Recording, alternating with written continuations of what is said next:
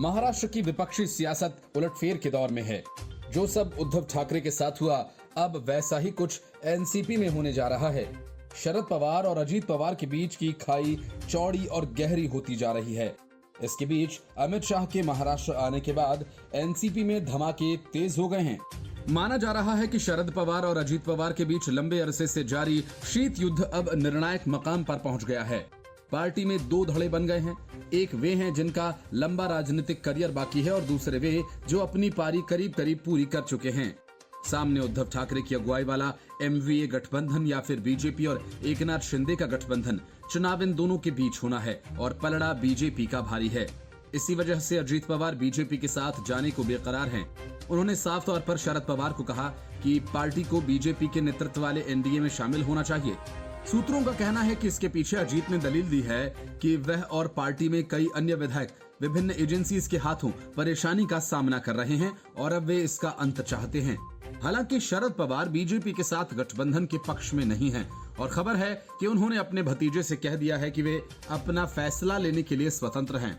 ऐसे में अजीत पवार के करीबियों ने पार्टी के 54 विधायकों में से अधिकांश को अपने पक्ष में करने के लिए संपर्क करना शुरू कर दिया है।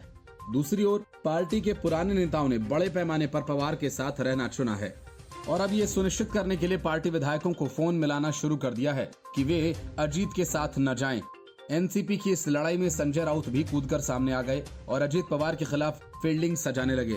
संजय राउत ने दावा किया कि शरद पवार ने उद्धव ठाकरे से कहा कि अगर कोई खुद बीजेपी में शामिल होने का फैसला लेता है तब भी उनकी पार्टी भाजपा से कभी हाथ नहीं मिलाएगी।